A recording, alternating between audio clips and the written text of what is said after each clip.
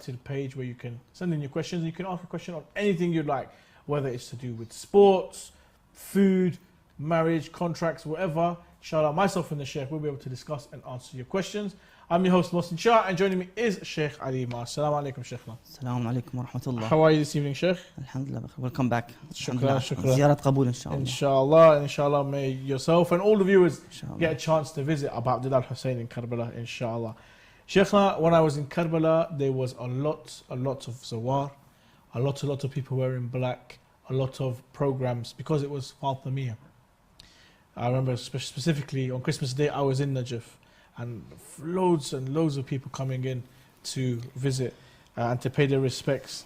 Sheikhna, on the topic of Fatimiyya, I wanted to ask you that has the Prophet ﷺ or his family mentioned anything about the oppression on Sayyidah Fatima Zahra sallallahu alayha, the leader of the women in paradise? أعوذ بالله السميع العليم من الشيطان الرجيم بسم الله الرحمن الرحيم الحمد لله رب العالمين وصلى الله على محمد وآله الطاهرين ولعنة الله على أعدائهم أجمعين عظم الله أجوركم أجورنا. Again, we are now witnessing the third season of Fatimiyya, as you know, the third narration, and it could be the strongest narration for this great calamity and event that took place. As the hadith mentions, Aslu Yawm al-Adab, that this day in which they've attacked on the door of Fatima alayhi salam and miscarried her fetus Muhsin salamullah alayh, is Aslu Yawm al-Adab, the beginning and the origin of the day of torture and torment. The day in which they've established asas al-dhulm wal-jawr. They've established the basis of tyranny and oppression against Ahlul Bayt alayhim salam. In a narration by Al-Bahrani in his book Awalim al-Ulum wal-Ma'arif wal-Ahwal, he narrates this hadith عن الإمام موسى بن جعفر عليه السلام, the seventh Imam of Ahlul Bayt salamullah alayhim, عن أبيه عليهم السلام. He narrates this hadith from his father Imam al-Sadiq alayhi salam, the sixth Imam, عن رسول الله صلى الله عليه وسلم. He says that the Prophet said this hadith عند قرب وفاته, just before his departure and demise from this world. في حديث طويل, in a long narration, he said, the Prophet said صلى الله عليه وآله ألا إن فاطمة بابها بابي, indeed the door of Fatima is my door, وبيتها بيتي, and her house is my house. فمن هتكه فقد هتك حجاب الله, the one who breached the sanctity of this door of this house, indeed he has breached the sanctity of Allah عز وجل. فبكى أبو الحسن عليه السلام طويلا. Then Imam al-Kadhim, the narrator of this hadith, cried a lot for some time. وقطع عنه بقية الحديث, so he stopped narrating the hadith because of his weep and cry. وأكثر البكاء, and he continued and crying and crying. Then he said سلام الله عليه هتك والله حجاب الله هتك والله حجاب الله هتك والله حجاب الله. 3 times the Imam said that they have breached the sanctity of Allah عز وجل, حجاب الله, by attacking the door of Fatima and fatally wounding this great lady, the leader of the heavens, the leader of this world. In other words, Nisa al-Alameen, the leader of the women of the worlds. So with this act, vicious act, they've actually breached the sanctity of Allah Azza wa Jal, because she is the door of Allah Azza wa Jal, Babullah. She is actually the mother of the Ma'sumin. She is hujjah over her sons. وَأُمُّنَا فَاطِمَةٌ حُجَّةٌ عَلَيْنَا, that our mother Fatima is our proof of Allah on us. There's another hadith, inshallah, I'll mention it within the questions and answers session. Inshallah. Sheikhna, first question is it essential for one to abandon some acts that result in reducing the salah's reward, thawab? What are these acts? Interesting, Sheikhna. So, we've been told that there's a lot of mustahab acts to do. For example, wear nice clean clothes, wear white, comb your hair, wear perfume when you perform salah. But there's acts that reduce the reward of salah. So, Shaykh, can you explain some of these, please? Indeed, there are some acts in which would reduce the thawab, in other words, of the salah, or it would be not suitable for the mu'min and mu'minah to pray in this state. If we say that it doesn't reduce any thawab, but it wouldn't be suitable for the one to face Allah Azza wa Jal in this state. For example, the one who is feeling sleepy, he hasn't slept for the whole night. You know, some people would sleep an hour before Fajr Adhan, in which when they wake up, they're like almost, you know, it's very difficult to wake up. It's hard for them to even pronounce some of the verses or the dhikr within the salah. Well, that's one of the acts. One, for example, shouldn't look towards the sky when they pray, for example. For example, or fiddling with their fingers, the beards, for example. All these things. Fiddling in general is not good. And overall would distract one from the salah and the dhikr of the salah. And as you've said, the good acts is to wear perfume in the salah, white, clean clothes, for example. Be in purity in terms of not only wudu, but to be clean as well from any sweat or smell and so forth. Yes, fantastic. Just a quick reminder to all the viewers that this is a live show. We do take in your questions. If you send in your questions via WhatsApp, if you're watching on Facebook Live, or you're watching on YouTube Live, put your questions in the comment section.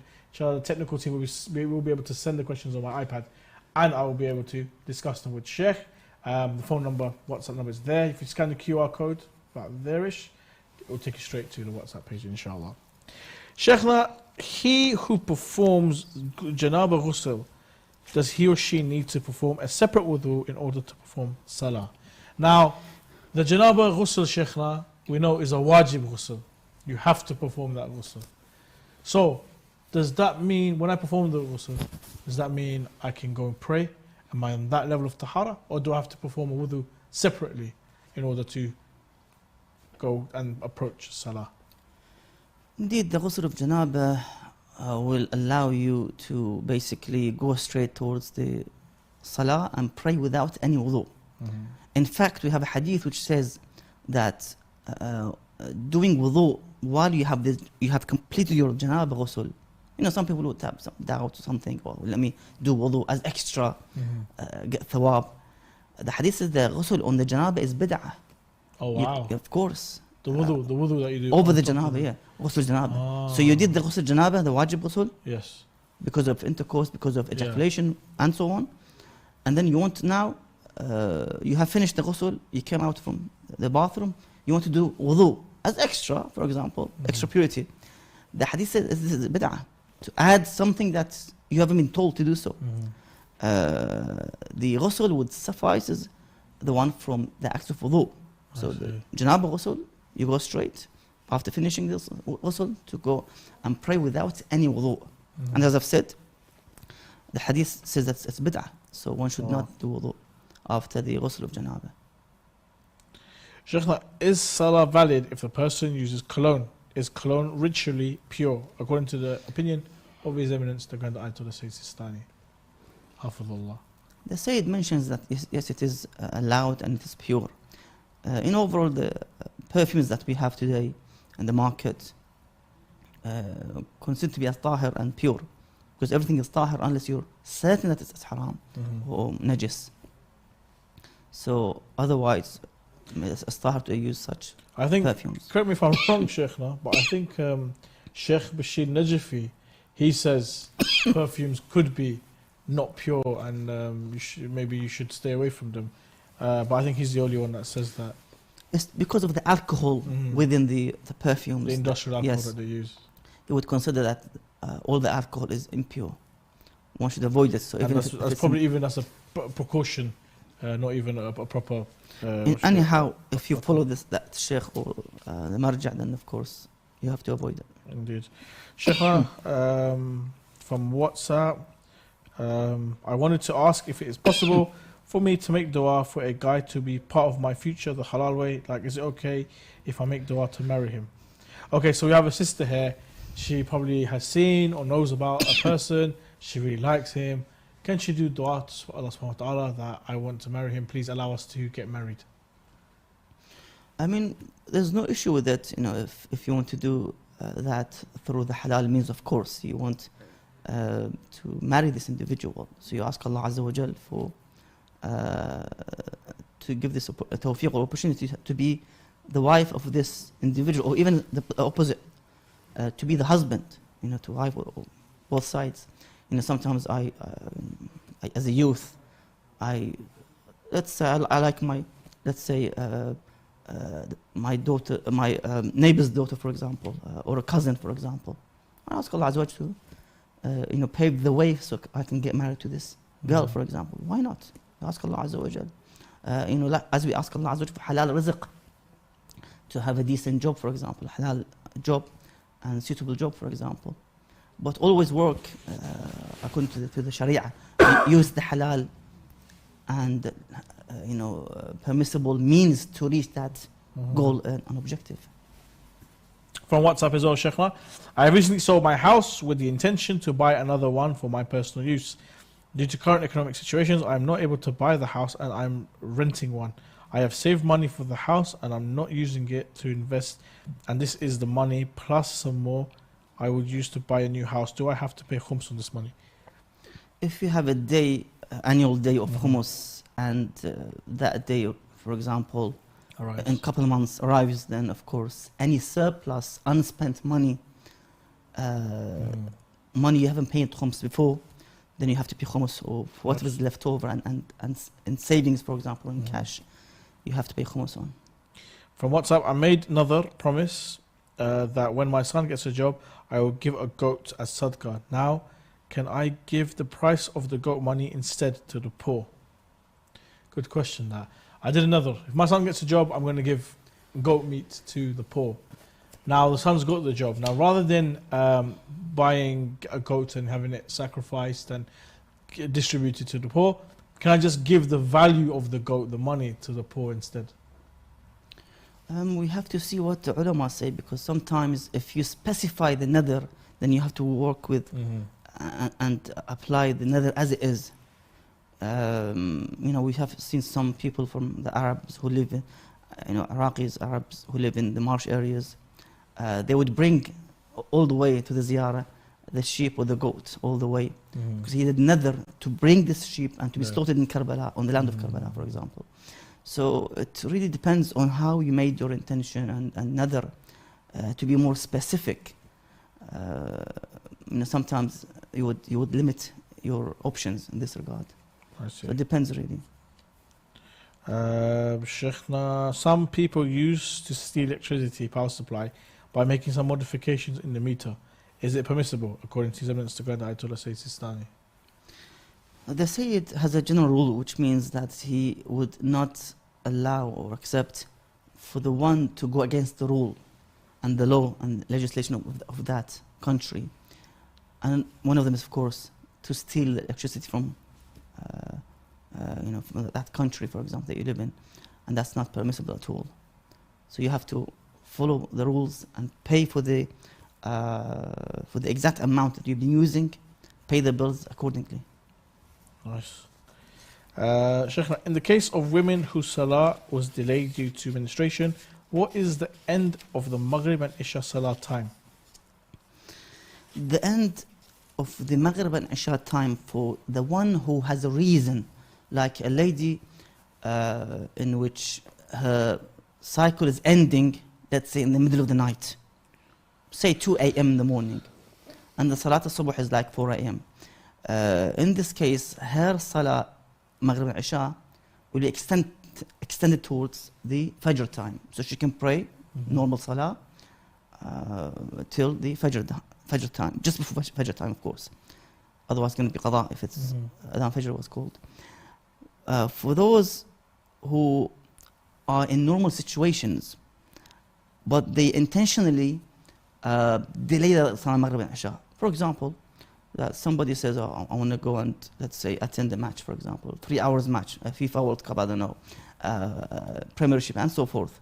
And that takes 3-4 hours of his time and journey time. By the time he goes back home, it's going to be like 1 a.m. in the morning. in this case, because of the midnight, we have for the one who has no reason for delaying the salah is up to midnight, Maghrib and Isha. But anyhow, Ayatollah Sistani mentions in his fatwa that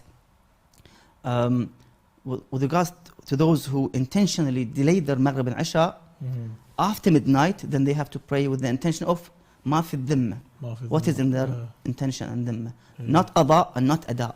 Ma fi dhimma. That's for both Maghrib and Isha or just Yes, Isha? both, yes. I see. By the Sayyid, yes. Sheikh, if the remaining, is it makruh or discouraged to bury the deceased at night? No, it's not makruh, because what we have in the hadith that one should hasten in terms of burying the one who has just passed away as soon as one can do so. The burial should not be delayed until, let's say, sunrise or sunset. And the issue of burying at night, of course, when it comes to Fatimah al-Zahra salamullah alayha, she was buried at night. Of course, the musibah or the calamity that happened after her shahada and departure from this world is that the ulama mention it, the speakers mention it, that she passed away and she was buried secretly at night. At night. As I've said, at night is not something unusual. Of course, she's the daughter of Rasulullah sallallahu alaihi wasallam. She's supposed to be buried in the middle of the day. Today, the ulama, the maraja who pass away in Qom or Najaf or Karbala or Mashhad, for example, they would perform the tashyi' of the janazah in the early mornings, at 8, 9 o'clock in the morning. Thousands attend the tashyi'. I think even in the UK, it's mainly after Dhuhr. Exactly. So everyone comes, prays Dhuhr, Asr and Jama'ah, and then the janazah is done straight away after that. And exactly. To the so that's something to be with the daughter of the Prophet sallallahu alaihi wasallam, to be buried at night. Of course, it's also a musibah. But as I've said, it's not something. It happens, within even our community in Iraq and others, where they come and bury them at night. But the musibah is that she was buried secretly. وتدفن ليلا أو سرا بضعة المصطفى ويعفى ثراها. So two things that this poet mentions. Number one, that she was buried sirran, secretly, and then her grave was hidden from being known by the people. So nobody was able to visit Fatima alayhi salam. So these are two musibah because of the oppression of those who were the reason and the cause for killing her salamullah alayha. They had to be buried secretly and the grave to be hidden from the view and the knowledge of the people. Sheikh, now we're going to go to a short break. Join us after the break as we continue our discussions here on Ahkam SOS. I have a question regarding keeping pictures of scholars. Is it permissible to plant trees by or over Islam the established based on peace and non-violence? Is it permissible to collect donations for charity projects from Is it permitted to consume canned food imported from non-Muslim countries? Is there an issue for men looking at non-Muslim women? To have your questions answered live, call in on +44 2035 150199 or WhatsApp us on +44 7415 092155. Alternatively, you can also email us on Ahkam SOS at imamhussein.tv. I have a question regarding keeping pictures of scholars. Is it permissible to plant trees by or over Islam the established based on peace and Is it non-violence? permissible to collect donations for charity projects from Is it permitted to consume canned food imported from non-Muslim Is countries? there an issue for men looking at non-Muslim women? To have your questions answered live, call in on +44 2035 150199 or WhatsApp us on +44 7415 092155. Alternatively, you can also email us on Ahkam SOS at imamhussein.tv.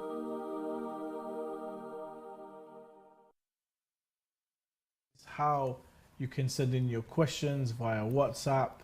You can do it via live, Facebook Live or YouTube. Put it in the comment section. Inshallah, myself and the team will be able to discuss and forward your questions on to Sheikhna. You can ask a question on any topic you like whatsoever. We don't need to know your name or where you're asking from. Just send in the question, totally anonymous, and we'll do our best to discuss and answer your question. Assalamu alaikum, Sheikhna. Assalamu alaikum. Sheikhna, before I start asking you some more questions, I believe there was something you'd like to share with the viewers. And Yes, exactly. There's also another hadith by Rasulullah sallallahu alaihi wasallam. Again, in the same book, Alim al-Ulum by al-Bahrani. He gives some advice to Ali alayhi salam. And he mentions this, I mentioned this part of the hadith. It's a long hadith. The Holy Prophet says to Ali alayhi salam, Ya Ali, about Fatima alayhi salam, Wailun liman dhalamaha. Wail means woe to the one who oppresses Fatima alayhi salam. The other meaning of wail is a valley in Jahannam, na'udhu billah, in the hellfire. So the one who oppresses Fatima, he will be in that valley in Jahannam, na'udhu billah. Wailun lil mutaffifin, wailun likulli humazatin muzass. It's mentioned in the Holy Quran. It's a place, valley in na'udhu billah, Jahannam. Then the Prophet says, wailun liman ibtazza haqqaha, and woe to be on the one, or the hellfire to be on the one who forcibly takes her right and haqq. وَوَيْلٌ لِمَنْ انْتَهَكَ حُرْمَتَهَا, and woe to be the one who breached the sanctity of Fatima alayhi salam. وَوَيْلٌ لِمَنْ أَحْرَقَ بَابَهَا. The Prophet was foretelling the future, so he knew what was going to happen to his daughter in the next few days and weeks. And woe to be to the one, or to those who would burn her door. وَوَيْلٌ لِمَنْ آذَى حَلِيلَهَا, and woe to be to the one, or to those who would harm her husband, who was Ali alayhi salam. وَوَيْلٌ لِمَنْ شَاقَّهَا وَبَارَزَهَا, and the one who stands against her and goes and fight against Fatima alayhi salam. Then the Holy Prophet sallallahu alaihi wasallam, he recites a dua against them, was enemies of Ahlul Bayt. Allahumma inni minhum bari. Oh Allah, I denounce them, those who attack the door of Fatima. وَهُمْ مِنِي بُرَاء, and they even denounce me. They never believed in the Prophet. The one who attacks and breaks the door of Fatima and faithfully wounds Fatima, he doesn't believe in Rasulullah. Who is he? He doesn't believe in him. He doesn't believe in the Risala of Rasulullah. He doesn't believe in the Quran. So they would denounce Rasulullah from the beginning. ثُمَّ سَمَّاهُمْ رَسُولُ اللَّهِ صَلَى اللَّهُ عَلَيْهِ وَآلِهِ. Then the Holy Prophet named them one by one to Ali alayhi salam, that they will do this and that against your house and your wife. فصلى الله عليها وعلى آلها ولعنة الله على أعدائها وغاص بحقها وقاتليها سلام الله عليها. May Allah curse the killers of Zahra. Assalamu alaikum. Sheikhna, question from here, and it is, if the remaining time of a prescribed time period of a salah is very short, such that if one were to perform some of the mustahab acts of the salah will end up outside the prescribed time, can one still perform these mustahab acts in salah? Well, when it comes to time, in a short time for the salah, in this case one should not and must not perform the mustahab acts in the salah. For example, the qunut. Yes. You have to ignore the qunut. You've got only 2 minutes till the sunrise in the fajr time. You have to make sure you don't pray. You don't mention the qunut or the mustahabbat within the salah. Quickly just mention the wajibat, the sujood, ruku', dhikr, just once, and that's it. Don't mention anything else, because you don't want to miss the salah. Otherwise the salah will be outside the time, after sunrise. There's a hadith in Kitab Tafsir al-Qummi عن أبي عبد الله الصادق عليه السلام في قول الله عز وجل فويل للمصلين. Again, the word wail mentioned is here. That is a place in Jahannam called wail, na'udhu billah, for those who take salah lightly. الذين هم عن صلاتهم ساهون, those who take the salah lightly. But the hadith is looking at different dimension and angle. قال عليه السلام تأخير الصلاة عن أول وقتها لغير عذر, that those who would delay their salah from its beginning of the time of the salah, adhan, without any reason. If somebody, let's say, hears the adhan but they're actually busy at work or something, doing something that they can avoid it. Because that becomes eventually a routine that I pray at 10 or 11 at night, for example, in which the Maghrib was called, let's say, winter times 4:30, 5 o'clock. So you delayed the Salah 4 or 5 hours. So, or even becomes qada, for example. So the Imam says that this ayah, وَيْلِ الْمُصَلِّينَ, those who would delay their Salah until it becomes qada or very late, for example, eventually. So one should be very careful with this regard, that pray on time. It has barakah of dunya and of course the reward in the akhirah. The more we try to have savings in the akhirah, of course, the better would be the life in the hereafter for the believing individuals. Inshallah, Shaykhna, inshallah. Questions coming in from some of our viewers. Shaykhna, I'm a Shia Muslim. I agree with everything in Shia Islam except one thing that is called Ya Ali Madad. I think that this is shirk. Instead, we should say Ya Allah Madad. Only Allah is Mushkil Kusha. Shaykhna, according to the Shia, the Jafri school of thought, Ya Ali Madad is one of the most famous sayings and calls and nara. In fact, in my country, in Pakistan, it is the official nara of the military. It's the official slogan of the military, and the highest medal one can receive in the Pakistan military is the Haydar al-Qarrar medal. So it's the highest status you can receive. Saying Ya Ali Madad, Shaykhna, does this mean that we are doing shirk? Does that mean that we are relying upon Amir al-Mu'mineen Imam Ali to help us with our difficulties and our struggles? Where does tawassul and shafa'a play in saying Ya Ali Madad? Shaykhna, over to you. Well, initially let's define this issue that saying Ya Ali is shirk. Number one, before everything, what is the difference between saying Ya Ali if he was alive today and lives in Medina, for example, Rasulullah sallallahu alaihi wasallam, and I call him Ya Ali, for example, or Ya Rasulullah, and he's alive? If that is not shirk of saying Ya Rasulullah, why I was in that time of the Prophet or Imam Ali alayhi salam, then why should it be shirk when they passed away? Who can define this? That it's shirk, it's a disbelief to say Ya Ali because he's dead. But to say it when he was alive, it's allowed. Because we have this in the battles, the Prophet used to call Ya Ali, push this away, those enemies who are attacking in Badr or Uhud, for example. So the Prophet said it. But who can define to us or as a rule that to say it if they are dead, it's shirk, but to say that when they're alive is allowed and halal?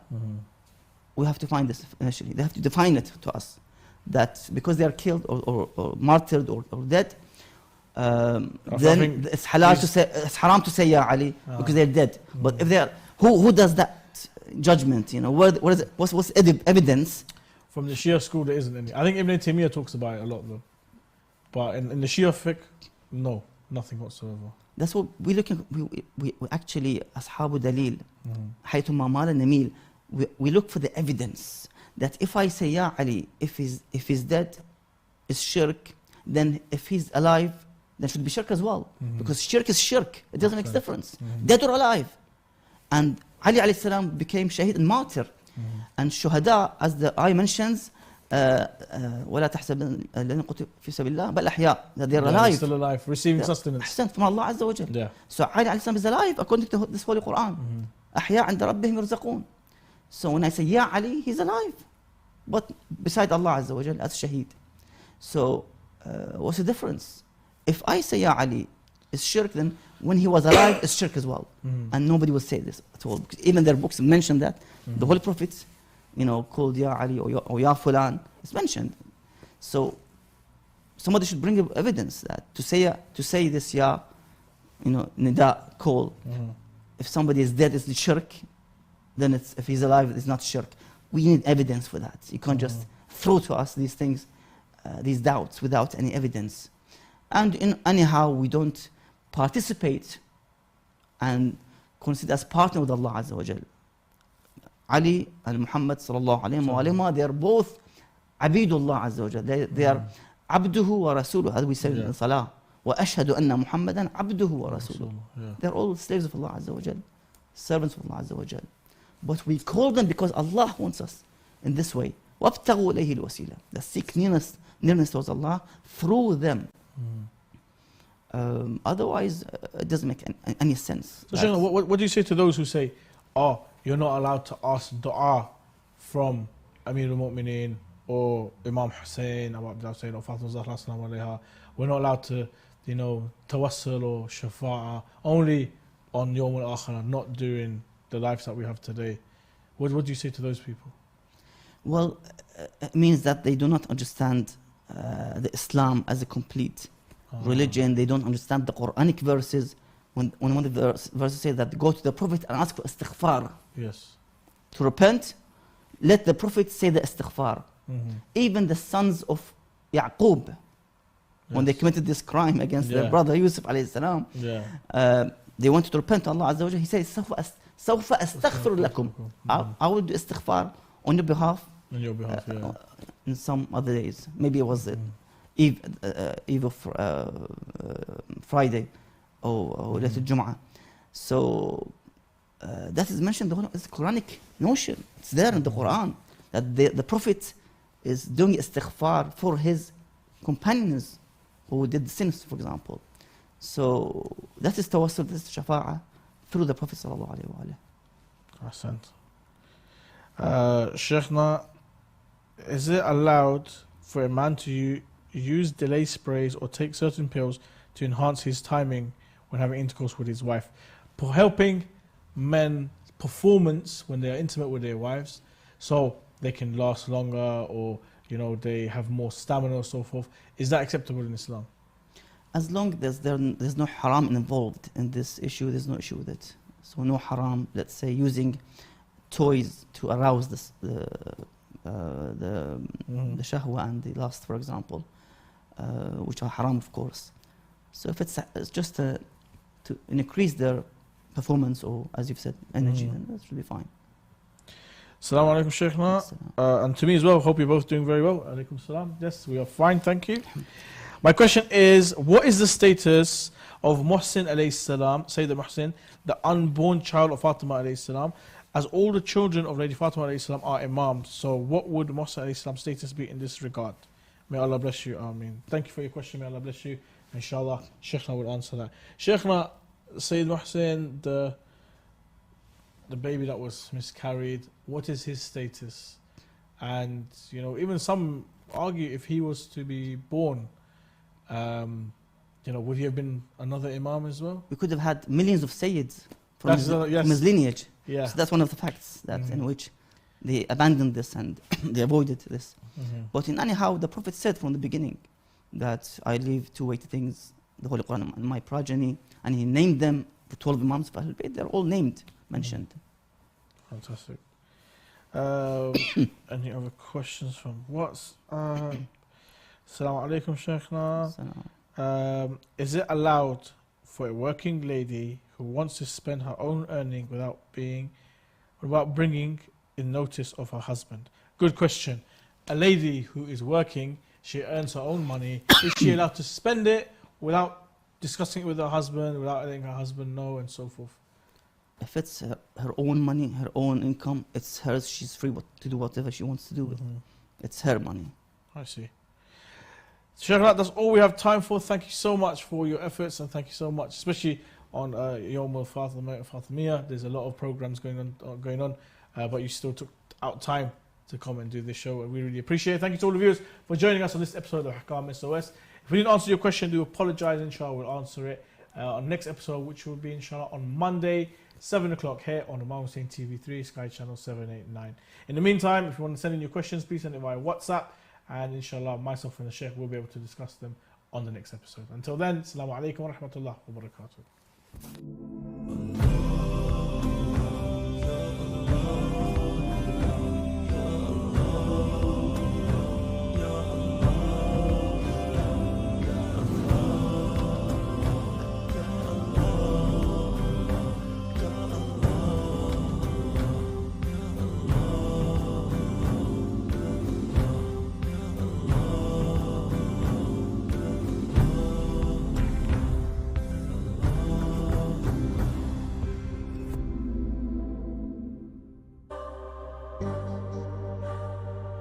Not all of us have the blessing to visit the shrine of Imam Hussein, but there is still a way to experience the sights and sound of the blessed land of Karbala in the comfort of your own homes.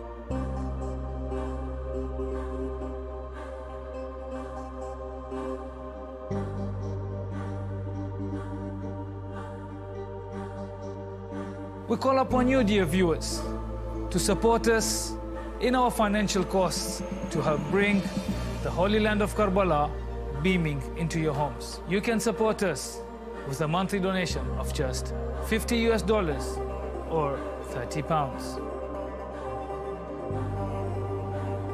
We are your gateway to Karbala. Assalamu alaikum and welcome to Imam Hussein TV 3.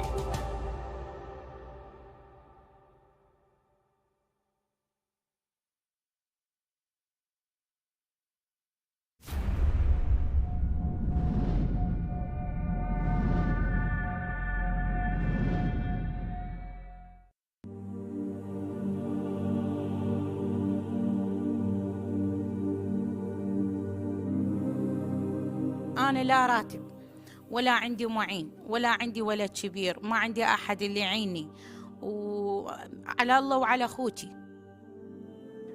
عيشتي حيل صعبة، جهالي يردون مثل عندهم مدارس، يردون مصارف، يردون من لبس، يردون شيء. أنا هذا كله ما عندي يعني ما أقدر أصرف. أنا هذا الشيء كله ما أقدر أصرفه، ومنين أجيب أنا؟ يعني أنا راتبي لحد الآن ما طلع، جاي أركض بالراتب، راتب ماكو. أنا لا أطلع ولا أمشي ولا أعرف أحد، وأنا غريبة بهالمنطقة، وأنا من أهالي البصرة. عندي 6، عندي 2 بنات و4 أولاد. لا هو حتى الله يرحمه كان يقول لي أنا الزلمة ما قادر على عيشتي، شلون راح تنطفي عيني وشلون راح تعيشين هذول الجهال. طلعنا أنا هذيك المرة بالدراجة وهو وياي، ونضحك أنا وياه ونشاق أنا وياه.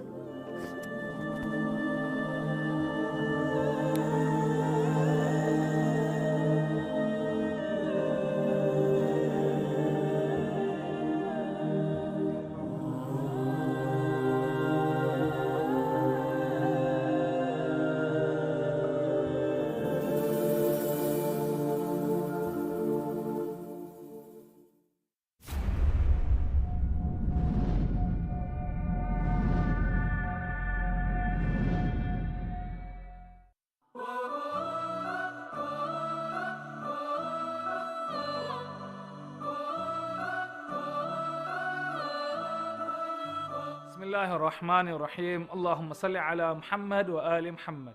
Assalamu alaikum wa rahmatullahi wa barakatuh. In today's hadith of the day, I'm going to share with you a saying from our beloved Prophet Muhammad, may peace and blessings be upon him and his family, which is recorded in Biharul Anwar. The Holy Prophet advised, when making a decision to do something, think about its outcome. If it's good for you and for your advancement and development, then follow it. But if it is misleading, leave it out. Life is full of many ups and downs and many important decisions which must be made, many of which can be scary at times and make us uncertain. Here, the Prophet Muhammad, may peace and blessings be upon him, is giving us a very simple advice: to reflect on each decision we make and not to make decisions with haste. Much like many motivational speakers tell us today, the Prophet told us 1400 years ago that we should do things that help us advance in life and develop our character. And he tells us, if the decision will lead to detriment, not to do it. It may sound like simple advice, but in these hectic lives that we live in, it is a reminder to pause and reflect on decisions we make, however big and however small. Assalamu alaikum wa rahmatullahi wa barakatuh.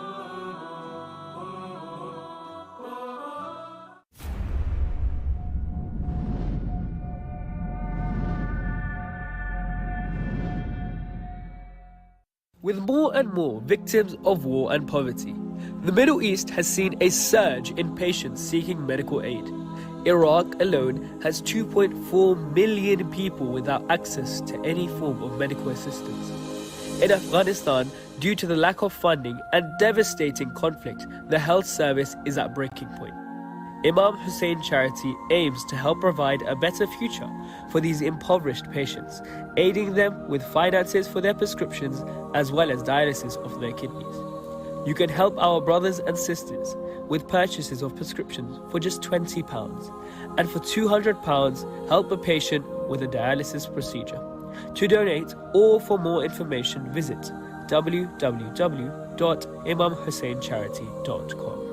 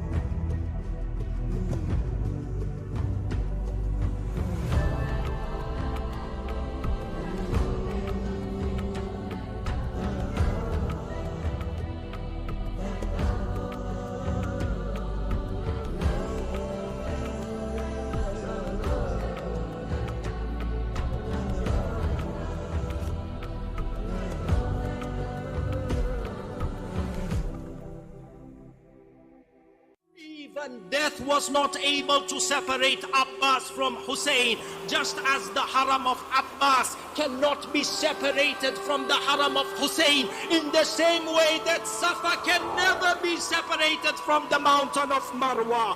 Allah subhanahu wa ta'ala made the mountain of Safa and Marwa to be from the Sha'air Allah. Similarly, Allah subhanahu wa ta'ala made the haram of Abbas and the haram of Hussein to be Sha'air Allah al-Kubra. Allah subhanahu wa ta'ala willed that between the haram of Abbas and the haram of Hussein, there is a land of Mawaddah, there is a land of Azar, there is a land of Ishq, there is a land of Junoon. This is the land of Bayn al-Haramain. So long as this haram of Abbas and the haram of Hussein remains, people until the day of judgment will beat their faces and chests shouting, Ya Abbas and Ya Hussein.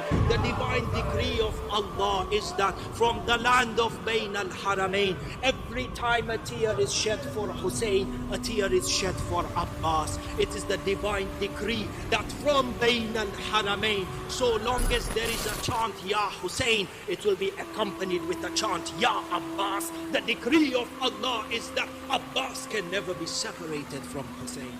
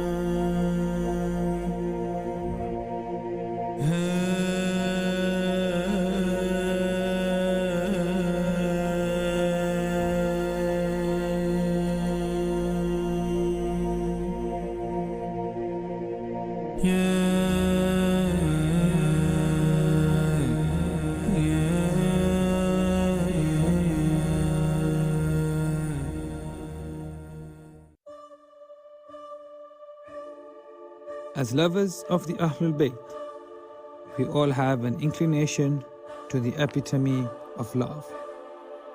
When we rejoice, when times are hard, whatever stage of life we are in, we all yearn to be in one special place. We all wish to visit the blessed shrine of Imam Hussein in the holy city of Karbala.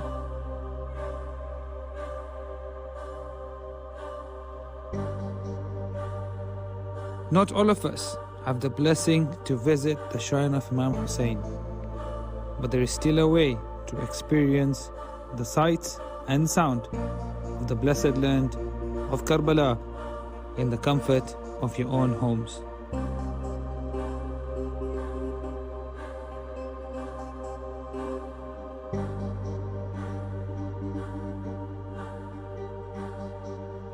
We call upon you, dear viewers, to support us in our financial costs to help bring the Holy Land of Karbala beaming into your homes. You can support us with a monthly donation of just $50 or £30. We are your gateway to Karbala. Assalamu alaikum and welcome to Imam Hussein TV 3.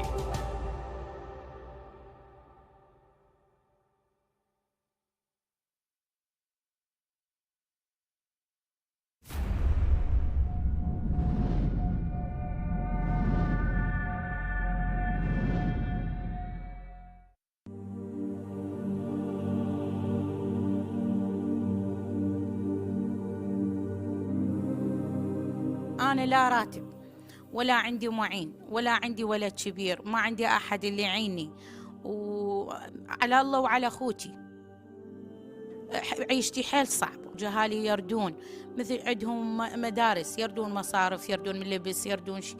أنا هذا كله ما عندي يعني ما أقدر أصرف. أنا هذا الشيء كله ما أقدر أصرفه، ومنين أجيب أنا؟ يعني أنا راتبي لحد الآن ما طلع، جاي أركض بالراتب، راتب ماكو. أنا لا أطلع ولا أمشي ولا أعرف أحد، وأنا غريبة بهالمنطقة، وأنا من أهالي البصرة. عندي 6، عندي 2 بنات و4 أولاد.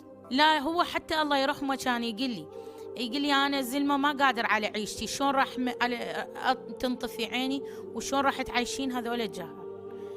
طلعنا أنا وياه ذيك المرة بالدراجة وهو وياي، ونضحك أنا وياه ونشاق أنا وياه.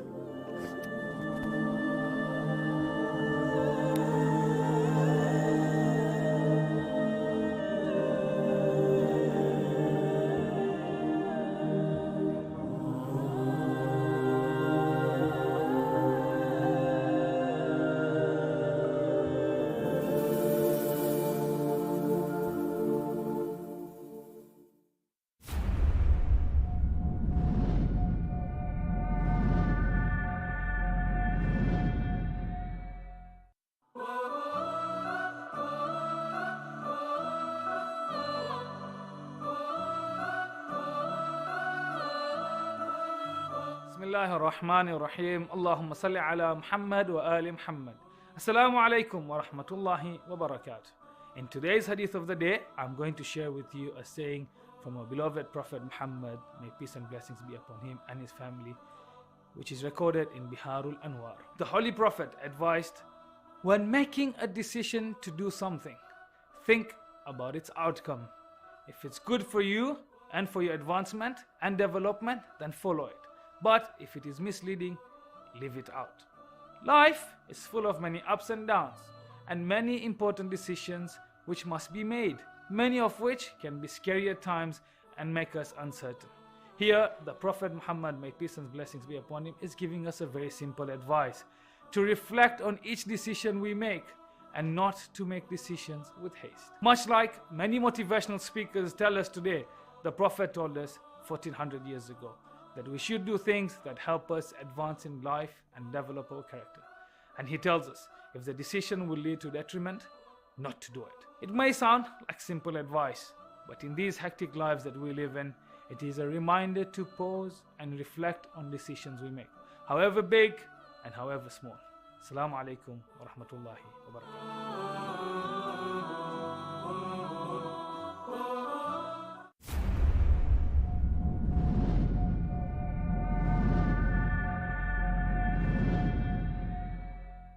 With more and more victims of war and poverty, the Middle East has seen a surge in patients seeking medical aid. Iraq alone has 2.4 million people without access to any form of medical assistance. In Afghanistan, due to the lack of funding and devastating conflict, the health service is at breaking point. Imam Hussein Charity aims to help provide a better future for these impoverished patients, aiding them with finances for their prescriptions as well as dialysis of their kidneys. You can help our brothers and sisters with purchases of prescriptions for just £20, and for £200 help a patient with a dialysis procedure. To donate or for more information, visit www.imamhusseincharity.com.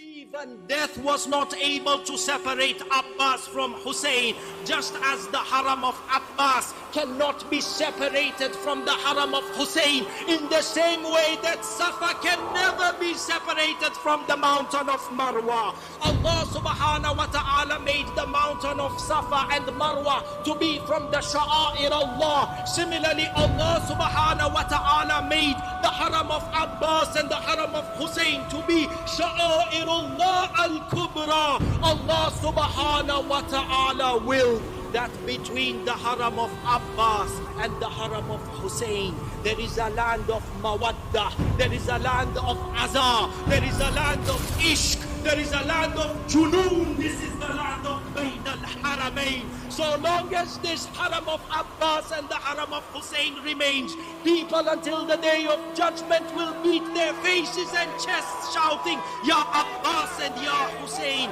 The divine decree of Allah is that from the land of Bayn al-Haramain, every time a tear is shed for Hussein, a tear is shed for Abbas. It is the divine decree that from Bayn al-Haramain, so long as there is a chant Ya Hussein, it will be accompanied with a chant Ya Abbas. The decree of Allah is that Abbas can never be separated from Hussein.